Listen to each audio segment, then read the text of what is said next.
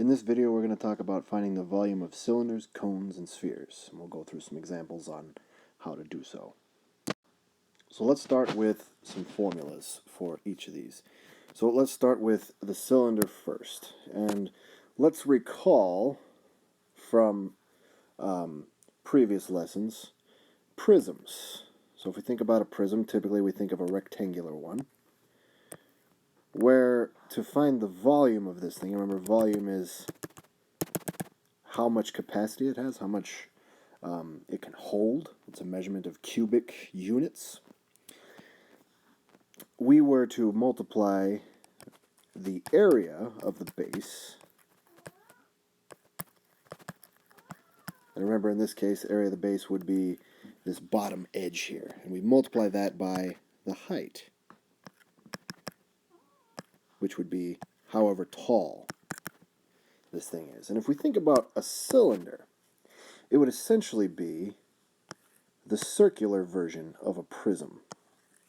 It has two circles at its base, connected at right angles, and really it's the same formula. We're going to take the area of the base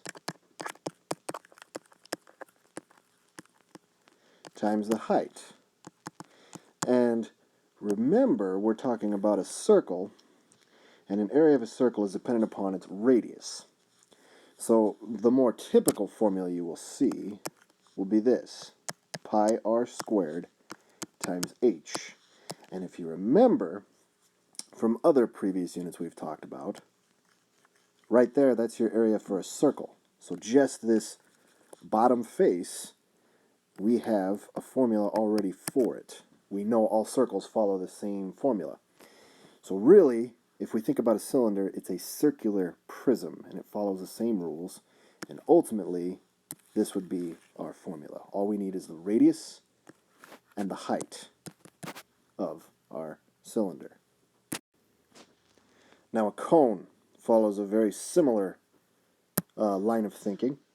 If we think about a pyramid, so again we'll do a more typical pyramid where we look at a square pyramid, a pyramid with a square bottom piece, or a base, if you will. And we have talked about the volume of a prism equals 1/3 times the area of the base times, again, its height, where we're looking at how tall is this thing. Or sometimes it's even drawn in the middle of the pyramid itself. And if we think about what a cone is, that would essentially be the circular equivalent of a pyramid. So it should follow the same rules, and it does. If we think about a cylinder, well, the volume was equal to pi r squared times the height.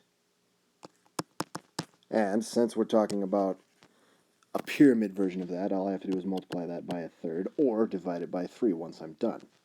So essentially I'm finding the volume of the smallest cylinder that would encase this, and then I'm dividing it by 3, just like I would with a pyramid. Exact same thing.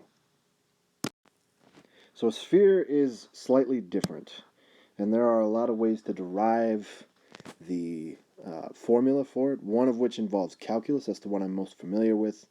And then there's a couple others that I'm not too familiar with. So for now, for the purposes of this video, we're just going to use the formula. So if we look at a sphere, the only component we need to determine the volume of this thing is the radius. So from the center, how far to the edge. And it turns out that the volume of a sphere is 4/3 times pi r cubed. And we'll talk a little bit about how to do some examples with these.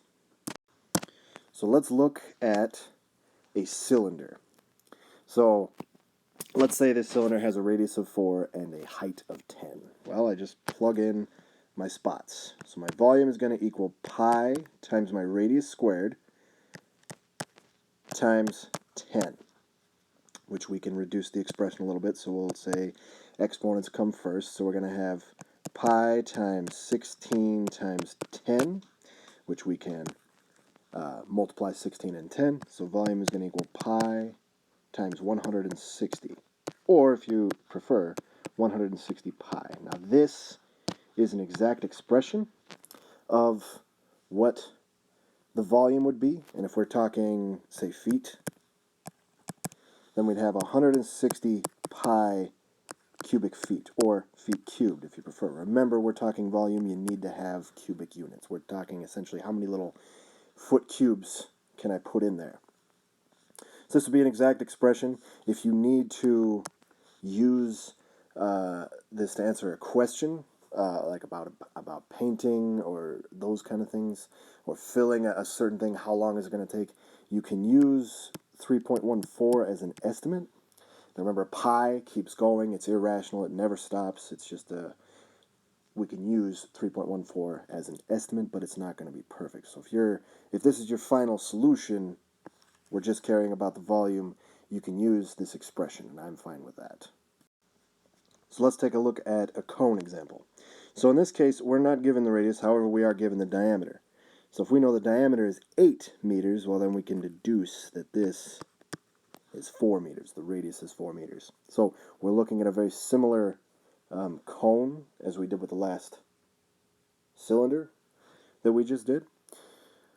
Only difference is this is a cone and the last one was a cylinder. So we're going to go to our formula. Volume is going to equal 1/3 times pi times my radius squared, which is 4 squared, times my height, which is 10.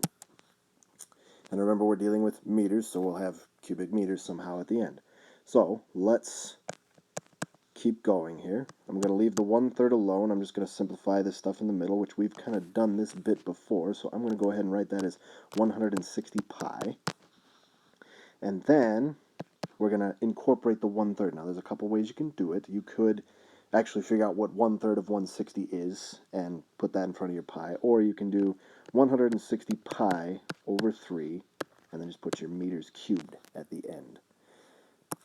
That would be an exact expression, very similar to the way we did it the last example, and that's fine. You can leave it as a fractional expression, and then if you have to deal with a context problem, get your decimal estimate and make your interpretation from there. But that's how you would do a cone. All right, let's talk about a sphere. So let's say we have a sphere with a radius of 5 inches, and we want to know what capacity, how much can that hold? How much air, how much water, how much whatever, how much can that thing hold? So we're going to follow our formula. Volume equals 4/3 times pi times my radius, which is 5, cubed. And then we can continue. So we'll have 4/3. We'll simplify this 5 cubed. That would be 125 times pi, just leaving the pi as is right there.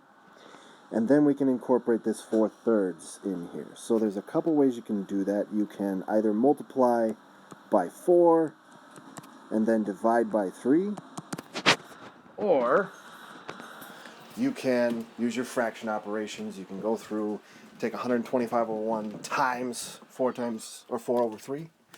It's going to work out the same. So I'm going to do a little reduction. I'm going to divide by 3 first. So if we divide 125 by 3, we're going to get 25. And then if we multiply that by 4, we're going to get 100. So my volume is going to be 100 times pi. And if you're not quite seeing how I'm getting to the 100, go ahead and do it however way you like. You will get to 100 once you simplify 4/3 times 125. And again, don't forget your cubic units, so inches cubed in this case. And again, we can leave it as an exact expression. That's fine. If we need an estimate, we can do that. But this would be an exact expression for what we're doing.